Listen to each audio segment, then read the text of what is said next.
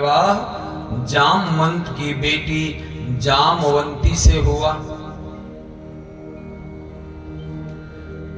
राजा परीक्षित पूछते हैं कि गुरुदेव, जामवंत की बेटी जामवंती से भगवान का विवाह कैसे हुआ? तो सुखदेव जी कहते हैं, राजन, एक समय की बात है, सत्राजीत नामक एक यादव सरदार था जो भगवान सूर्य का परम उपासक था। उसने सूर्य की उपासना की। सूर्य भगवान प्रसन्न होकर उसे एक मणि प्रदान की जिसका नाम था स्मंतक मणि। और वो स्मंतक मणि इतनी अद्भुत थी कि प्रातः काल उसकी पूजा पाठ करने के पश्चात सूर्य की किरणें उस पर आती थी तो उस मणि से सोना निकलता था। वो मणि सोना उगलती थी, ऐसी अद्भुत मणि थी।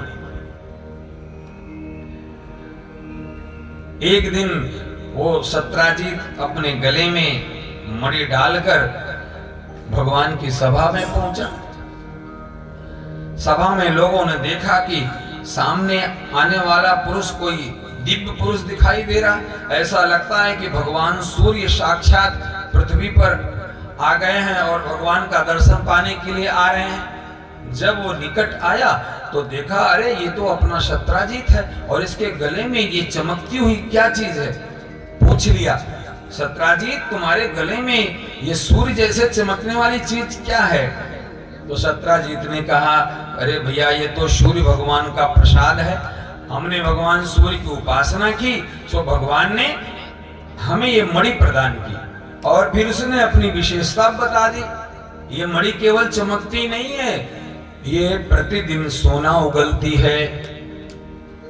अब जब सोना उगलने की बात हुई तो भगवान ने कहा कि देखो सत्राजीत, अगर ये सोना देती है तो अगर सोना हमारे राजकोष में आ जाए, अगर राजा के राजकोष में सोना अधिक आ जाए तो जनता की खूब सेवा होगी। अगर आपके पास मणि रही और आपके पास सोना बढ़ता गया तो आप उसका क्या उपयोग करोगे? लेकिन अगर राजा के खजाने में रखी जाए और इसका सोना राजा के पास जाए तो राजा का धन तो पूरे प्रजा का होता है। अगर आप चाहो तो ये हमारे खजाने में रख दो।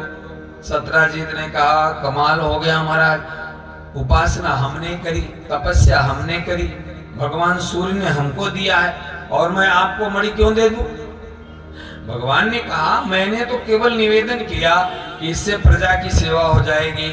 और सत्राजीत माना नहीं और सत्राजीत अपनी मणि लेके अपने घर चला गया। संयोग की बात, एक दिन सत्राजीत का भाई था, नाम था प्रसेन। प्रसेन ने वो मणि अपने गले में डाली और घोड़े पे बैठकर जंगल भ्रमण करने, शिकार करने चला गया। लेकिन सायंकाल तक वो शिकार करके लौटा नहीं। दूसरा दिन हो गया तो भी लौटा नहीं, तीसरा दिन हो गया तो भी लौटा नहीं, चौथा, पांचवें, छठे दिन भी नहीं लौटा, 10 दिन बाद नहीं लौटा। तो सत्राजीत ने अपनी पत्नी से बताया, ये लगता है कि द्वारिकाधीश ने हमारे भाई को मार दिया और मारकर वो मणि चुरा ली। क्योंकि द्वारिकाधीश ने मुझे कहा था ये मणि राजकोष में रख दो, हमने उनको दिया नहीं, इसलिए भगवान ने हमारे भाई को मार दिया और उससे वो मणि चुरा ली। भगवान को चोरी का कलंक लग गया, जबकि भगवान ने नहीं चुराई, लेकिन कलंक लग गया कि द्वारिकाधीश ने हमारी मणि हमारे भाई को मारकर चुरा लिया। तो कथा ये समझाती है कि हम आप संसार में रहते हैं ना, कभी कभी हमारे आपके ऊपर भी झूठा कलंक लग सकता है। भगवान के ऊपर लग गया तो हम आप कौन होते हैं? हमारे आपके ऊपर भी कलंक लग सकता है। और न कलंक जैसा काम करो तो भी लोग बोलने वाले बोल देते हैं, क्योंकि ये संसार ऐसा है। संसार में आप अच्छा भी करोगे ना तो कुछ बोलने वाले तो मिलेंगे।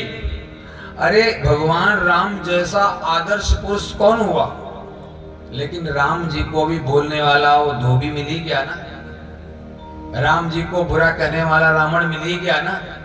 जबकि भगवान राम कृष्ण की लीला तो जरा टेढ़ी मेढ़ी भी है। कृष्ण की लीला साधारण बुद्धि से समझ में ना ऐसी भी है, लेकिन राम जी की लीला तो एकदम सीधी सादी है कि भैया माता पिता की सेवा करनी चाहिए तो करनी चाहिए, पिता की आज्ञा माननी चाहिए तो माननी चाहिए।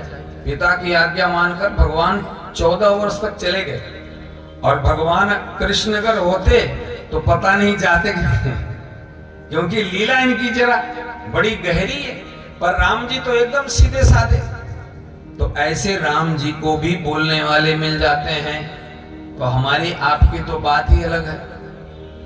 क्योंकि संसार आप कुछ भी कर लोगे, कुछ न कुछ तो उसमें दोष निकाल देगा। एक बार बाप और बेटा दोनों घोड़े पे चढ़ के जा रहे थे। बाप और बेटा दोनों घोड़े पर चढ़कर जा रहे थे, तो एक गांव पड़ा। तो गांव के लोगों ने कहा कि देखो कलयुग आ गया, बाप और बेटा ऐसे मोटे मोटे दोनों, और बेचारे न बोलने वाले प्राणी के ऊपर लदे पड़े। अब घोड़ा तो कुछ कह नहीं सकता है, लेकिन इनको सोचना चाहिए, दो मोटे मोटे और ये घोड़े पर चढ़ के जा रहे हैं, और घोड़ा ऐसा बेचारा जो कुछ बोल नहीं सकता। अब दो बाप बेटे सोचने लगे कि बेटा गांव के लोग ठीक कह रहे हैं, ऐसा करते दोनों में से एक उतर जाता है, एक पैदल चलेगा और एक घोड़े पे चढ़ के चलेगा। अब पिताजी को बेटे ने बिठा दिया और खुद जो है घोड़े की लगाम लेकर पैदल चलने लगा। तब तक आगे दूसरा गांव आ गया। गांव वालों ने कहा देखो मूर्खों की कमी नहीं है, घोड़ा है और एक बैठा हुआ है और एक पैदल चल रहा है। और बैठा भी कौन है? पिताजी बैठे हुए हैं। अरे अभी बुढ़ापा आ गया पर घोड़े पे बैठने का शौक नहीं जा रहा है। अरे बैठने लायक तो बेटा है और बाप बैठा हुआ घोड़े पे। पिता ने कहा कि बेटा लोग सही कह रहे हैं, ऐसा कर ले तू घोड़े पे बैठ जा, मैं लगाम लेके चलता हूं। अब पिता ने लगाम पकड़ ली, बेटा घोड़े पे बैठ गया। तब तक आगे तीसरा गांव आ गया। तीसरा गांव वाले भी कम, ये संसार ऐसे ही है ना। तीसरे गांव वाले देख लो कलयुग आ गया, घोर कलयुग आ गया।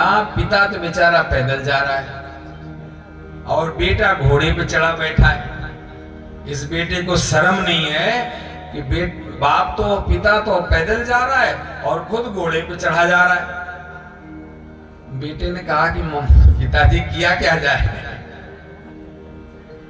तो पिता ने कहा बेटा ऐसा करते दोनों ही पैदल चलते। तो दोनों घोड़े का लगाम लेके पैदल जा रहे थे। तो चौथे गांव वाले मिले। गांव वाले ने बोला कि महाराज घोड़ा बीमार है क्या? नहीं बीमार तो नहीं है, ठीक ही है। तो फिर आपकी बुद्धि बीमार हो गई क्या? अरे घोड़ा है तो चढ़ के जाओ, घोड़ा होता इसीलिए, और तुम घोड़ा भी लेके घूम रहे हो और पैदल भी जा रहे हो। तो बेटा बोला पिताजी क्या करें, हम मर जाए? तो बाप बोला बेटा मरना नहीं है, समझ जाना है कि संसार बड़ा टेढ़ा है। टेढ़े संसार में सबकी बात मानोगे तो भैया कोई जी नहीं पाएगा। कथा थी ना कि जीवन तो जैसे हाथी होता ना, चलता है, वो कुछ नहीं देखता हमको प्रणाम करने वाला कौन खड़ा है या हम पर भूखने वाला कौन है, वो तो अपनी मस्ती में जाता है। ऐसे ही हम आप भी कुछ भी करें, सत्कर्म करें, कोई कुछ भी बोले उसकी चिंता नहीं करनी चाहिए, उसकी चिंता कभी भी नहीं करनी चाहिए। हम आप जो ईश्वर के विधान है उसके अनुसार चलें। भगवान जिस रंग में रखे, जो करवाए, वो हमको आपको करना चाहिए।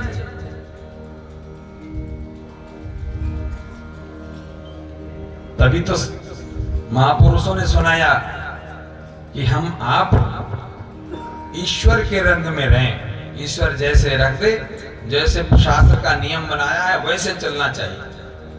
दुनिया तो सब अच्छे को भी बुरा बोल सकती, बुरों को भी अच्छा बोल सकती है। हर हाल में मस्त रहना चाहिए। उसी रंग में रहना रे बंदे, उसी रंग में रहना, जिस रंग में परमेश्वर राखे उसी रंग में रहना। जो ये भाव में आ गया उसे फिर दुनिया कभी डराती नहीं है। जो ईश्वर के रंग में आ गया, ईश्वर जो करता है, ईश्वर ने जो आदेश दिया वही करना है। अरे उसी रंग में रहना रे बंदे, उसी रंग में रहना, उसी रंग